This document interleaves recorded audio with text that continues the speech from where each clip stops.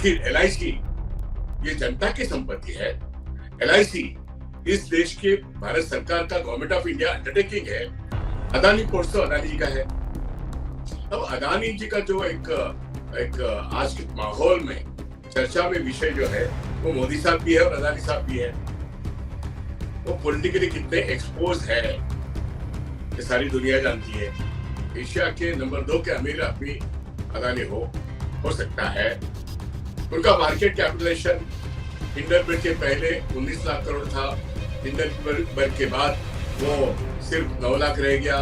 बाद में उनके सारे शेयर्स चार्जशीट दायर की गई है अमेरिका के कोर्ट्स में। गौतम अदानी हाजिर होकर बात चल रही वहां पे और एक नया केस खड़ा हो रहा है वहां पे ट्रंप आने के बाद, पहली बार ट्रंप आने के पहले।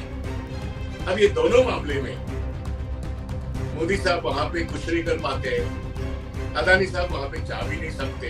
एश्योर्ड है गवर्नमेंट ऑफ इंडिया के बॉन्ड्स ले लो ना।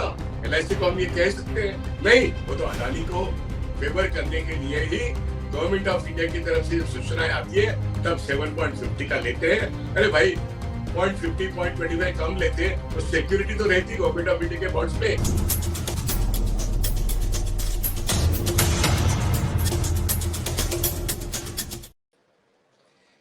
नमस्कार, मैं विश्वास उटकी। आज मैक्स मार्श हिंदी के लिए मैं एक अलग सब्जेक्ट पेश कर रहा हूं। सब्जेक्ट ये है कि हमारी जो लाइफ इंश्योरेंस कॉर्पोरेशन ये वो इस देश के महारत्न है, सबसे बड़ी कंपनी है और इस कंपनी में 65 करोड़ लोगों का जो इंश्योरेंस का प्रीमियम है वो इकट्ठा होता है। 1956 में एलआईसी का जन्म हुआ। नेहरू सरकार का एक सबसे बड़ा काम था वो, और उस जमाने से लेके 1956 से लेके इस देश की अर्थव्यवस्था में, चाहे वो एग्रीकल्चर हो, एग्रीकल्चर के पूरे किसी भी सेक्टर में, फिर मैन्युफैक्चरिंग सेक्टर हो, इंडस्ट्री के कोई भी अंग हो और सेवा क्षेत्र में भी एलआईसी की पूंजी बहुत बड़ा एक करिश्मा दिखाकर गई है। मैं ये कहना चाहता हूं कि एलआईसी महारत्न बनी, लेकिन इस देश की सेवा में, इस देश की एलआईसी में जो पूंजी जमा हुई वो आम जनता की है। प्रीमियम के रूप में हर रोज, हर महीने, हर साल लाखों करोड़ों की जमा पूंजी है, वो प्रीमियम है। एलआईसी आज एक बहुत बड़ा इन्वेस्टर है इस देश का। लेकिन न्यूज वैल्यू जो आज है वो ये है मेरे कहने का कि ये एलआईसी पिछले 11 साल में मोदी सरकार की जो एक कॉर्पोरेट गवर्नेंस है, इसमें एलआईसी का कॉर्पोरेट गवर्नेंस और उसका जो एक इन्वेस्टमेंट पॉलिसी है, बहुत कुछ असर कर रहा है मोदी सरकार की पॉलिसी एलआईसी के इन्वेस्टमेंट पॉलिसी पर, ये मेरा कहना है। मैं ये एक उदाहरण दे रहा हूं। जनरल तौर पे हम देख रहे हैं कि मार्केट गिरता है तब उठाने वाले, सेव करने वाले, संवारने वाले बैंक्स होते हैं, फाइनेंशियल इंस्टीट्यूशंस होते हैं, इकोनॉमी मतलब जैसे ईपी मतलब वर्कर्स प्रोविडेंट फंड का ऑर्गेनाइजेशन है वो है, और एलआईसी है, जीआईसी भी है। ये सारे गवर्नमेंट कंट्रोल्ड फाइनेंशियल इंस्टीट्यूशन जो है वो मार्केट में इन्वेस्टमेंट भी करते हैं, उसके कुछ नियम होते हैं। मैं आपको एक बात बताना चाहता हूं कि पिछले 11 साल में इन सारे इंस्ट्रूमेंट्स का बहुत गलत इस्तेमाल मोदी सरकार ने किया है।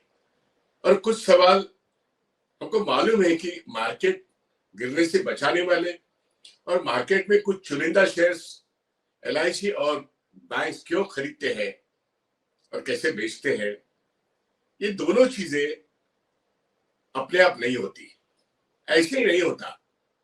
कहीं ना कहीं फोन आते हैं फाइनेंस मिनिस्ट्री से और एक डायरेक्शन भी होता है कि आपको यहाँ पे आपकी जमा पूंजी जो राशि है, इन्वेस्टमेंट फंड्स है, वो यहाँ पे जमा करना है। ये रोज होता है। मैं इसको स्कैम कहता हूं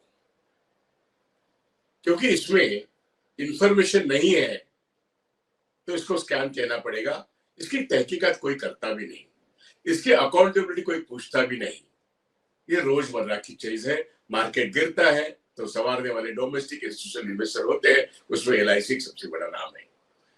अब मैं आज का जो उदाहरण देना चाहता हूं, ये 2-3 दिन पहले की एक बात है कि हमारे LIC ने अदानी पोर्ट्स के जो नॉन कन्वर्टिबल डिबेंचर है 15 साल का, उसका एक टाइम पीरियड है, वो एक लिस्टेड कंपनीज है, अदानी पोर्ट सबको मालूम है, तो नॉन कन्वर्टिबल डिबेंचर्स उसकी जो उन्होंने उसको तो ओपन मतलब सेल के लिए रखा है।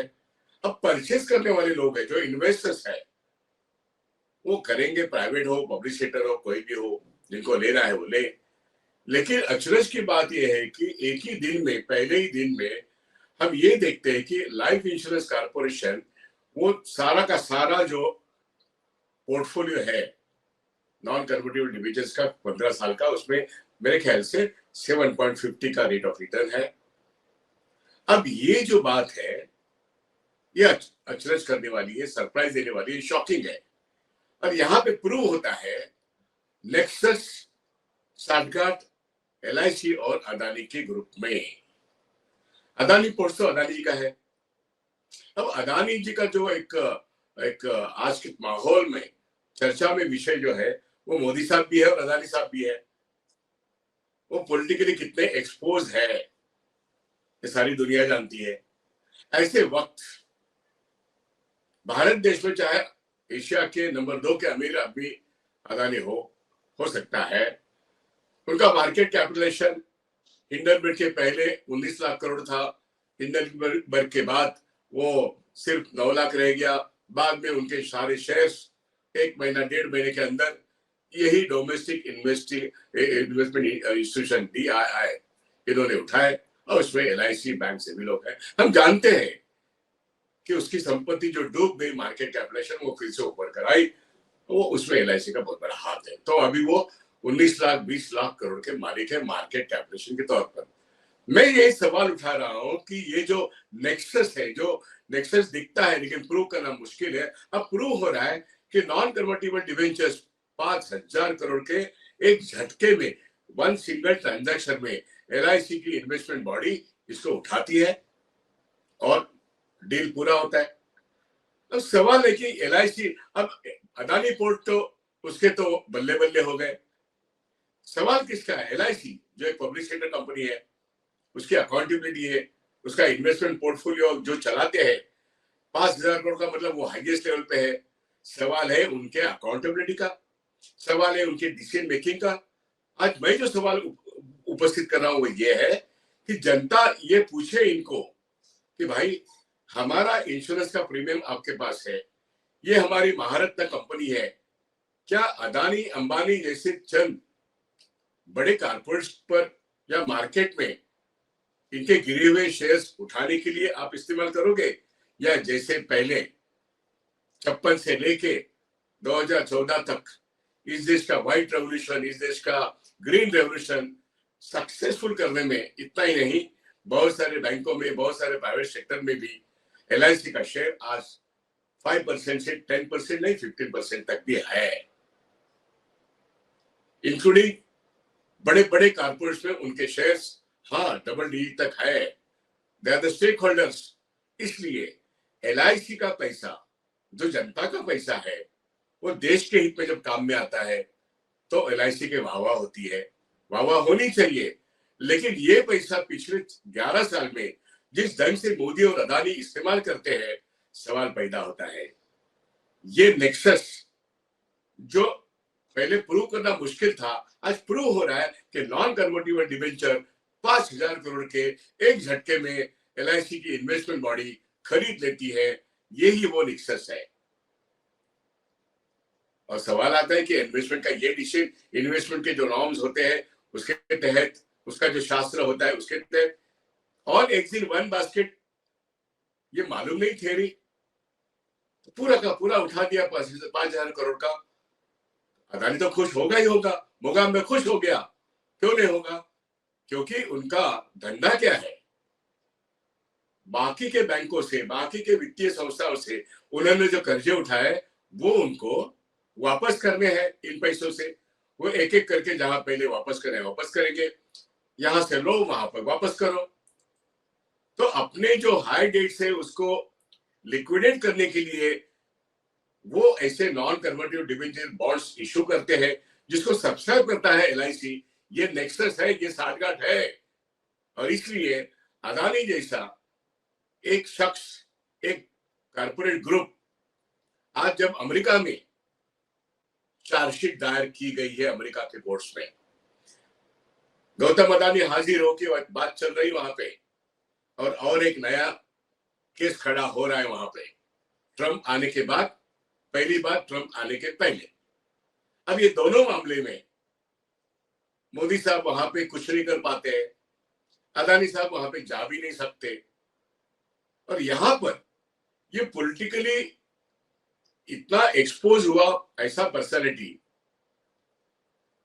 इस पर इतना बड़ा 5,000 करोड़ का एक मामला इन्वेस्टमेंट के लिए चूज करना, ये डिसीजन मेकिंग एलआईसी का कौन सा सही डिसीजन कहा जा सकता है? पॉलिटिकली एक्सपोज लोग जो होते हैं, अब आप बांग्लादेश की जो फॉर्मर प्रेसिडेंट है, इनके ऊपर जितने का ही इन्वेस्टमेंट लगे हैं वो तो मिट्टी में मिल गए। खलीदा जी यहां पर है। वैसे ही पॉलिटिकली एक्सपोज जो बड़े लोग होते हैं, इन पर इतना इन्वेस्टमेंट करना, वो भी पब्लिक का पैसा, ये कहीं ना कहीं डिसीजन क्वेश्चनेबल है। और इसलिए जब अकाउंटिंग के नॉर्म्स आते हैं 100 करोड़ के लिए, 500 करोड़ के लिए, 1000 करोड़ के लिए, कोई तो इन्वेस्टमेंट डिसीजन कमेटी होती है, उनकी अकाउंटेबिलिटी होती है। एलआईसी में है, there are different levels of bodies. ऐसे वक्त 5,000 करोड़ का एक डिसीजन एलआईसी के हाईएस्ट लेवल पे हो सकता है, और जब तक इंस्ट्रक्शंस आते हैं तो ऊपर से ही आते हैं। डॉक्टर मनमोहन सिंह के ऊपर आरोप था फोन बैंकिंग वाला, वो तो झूठ था, लेकिन यहां तो जो है हर चीज हर रोज बैंकों के चेयरमैन, एलआईसी के चेयरमैन, इन्वेस्टमेंट करने वाले जितने भी फाइनेंशियल इंस्टीट्यूशंस हैं, उनको फोन आते हैं, और वो इस तरीके से डोमेस्टिक इंस्टीट्यूशन इन्वेस्टर बन के मार्केट को उठाते हैं, और जिनको पैसा देना है वो पैसा देते भी है। बैंकों के चेयरमैन के जरिए से मुद्रा लोन दिया जाता है। अकाउंटेबिलिटी कहां पर है भाई? उसमें से कितना लोग एनपीए हुआ, ये कौन बता रहा है?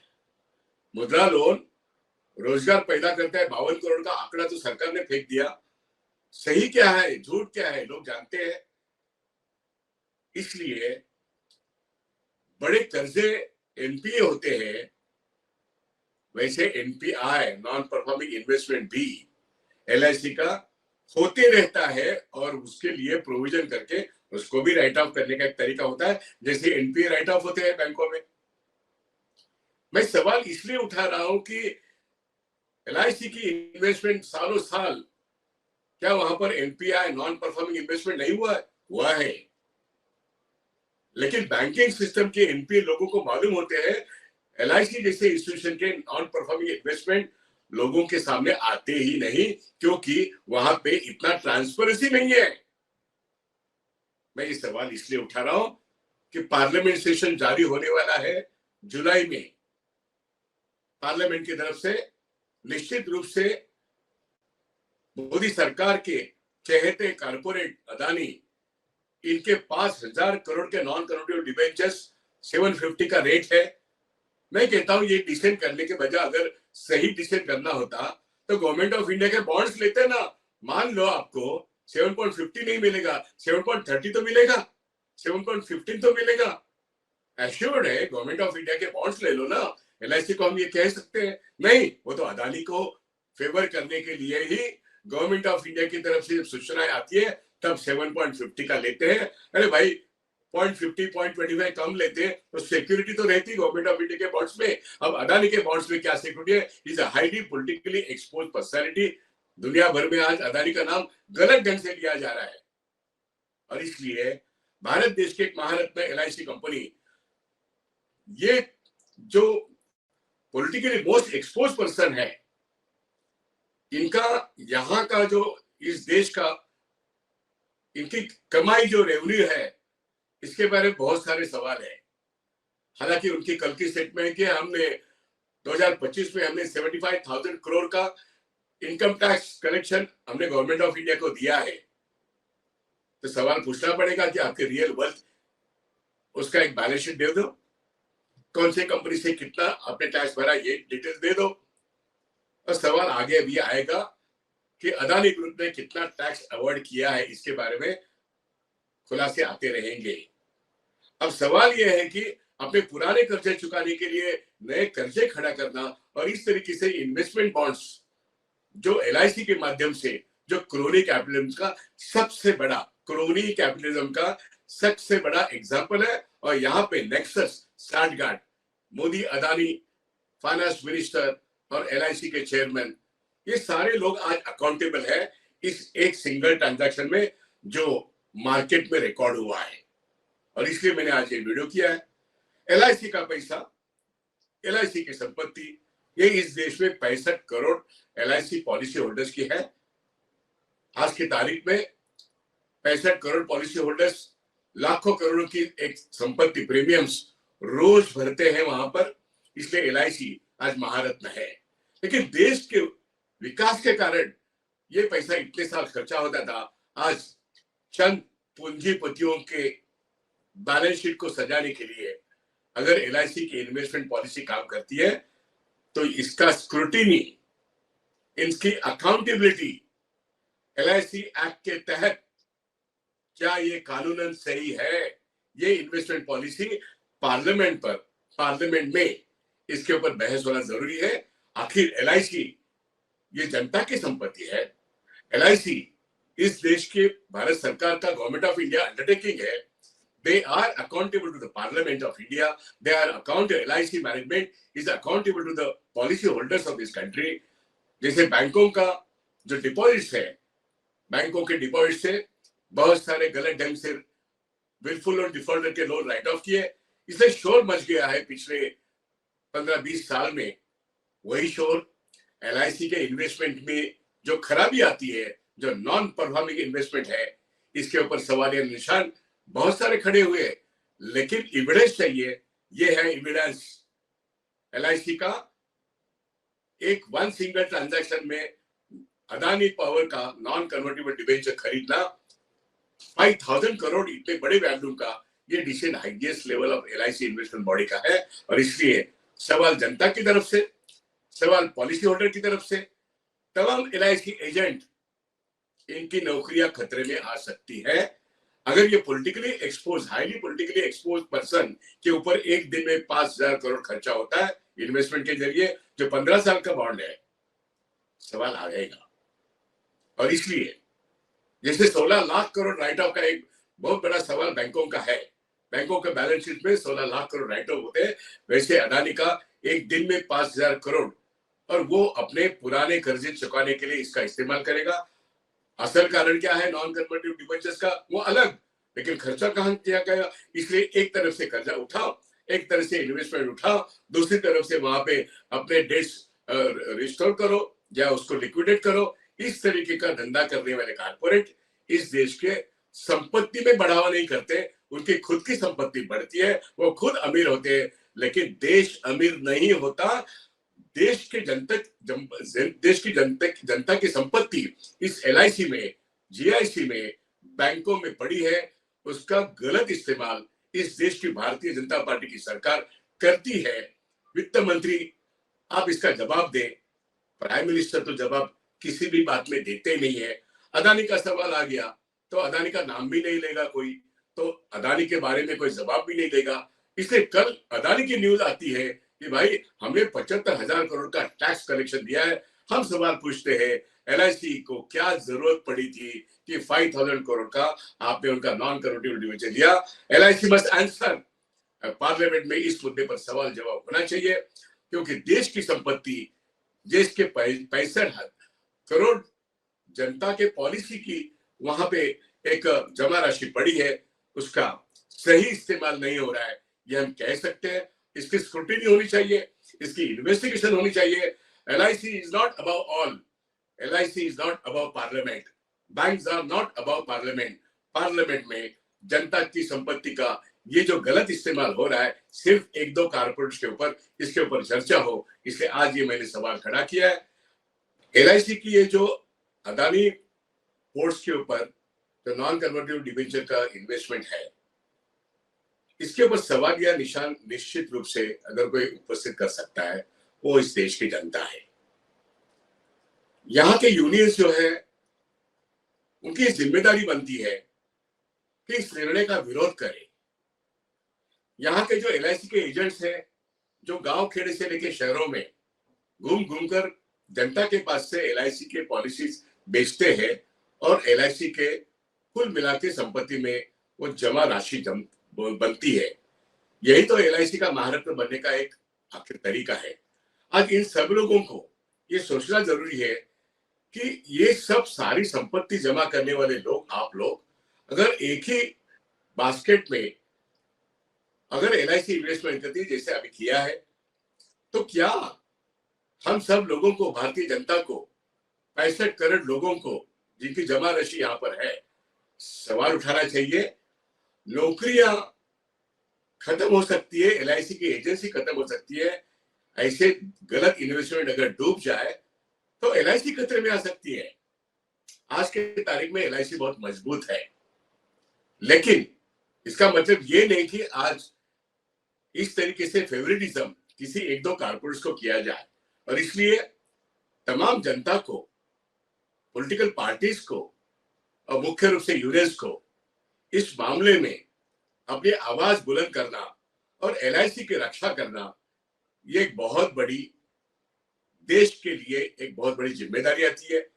इस जिम्मेदारी के तहत आज मैं आप सब लोगों से अपील करता हूं कि एलआईसी का ये गलत इन्वेस्टमेंट डिसीजन किसी एक कारपोरेट को फेवर करना, निश्चित रूप से उसको कंडेम भी करना चाहिए, उसके खिलाफ आंदोलन भी होना चाहिए और जनता सवाल उठाएगी, पार्लियामेंट में डिबेट होगा।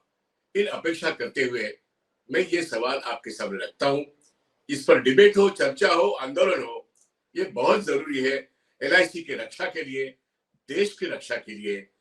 ये देश हम सबका है, सिर्फ एक दो कारपोरेट्स का नहीं है। इसलिए मोदी जी और अदानी दोनों संकट में है, लेकिन इसलिए देश अगर संकट में जाता है तो देश को बचाना हम सब लोगों का काम है। धन्यवाद। यहीं पे रुकते हैं, बातें चलती रहेगी। धन्यवाद।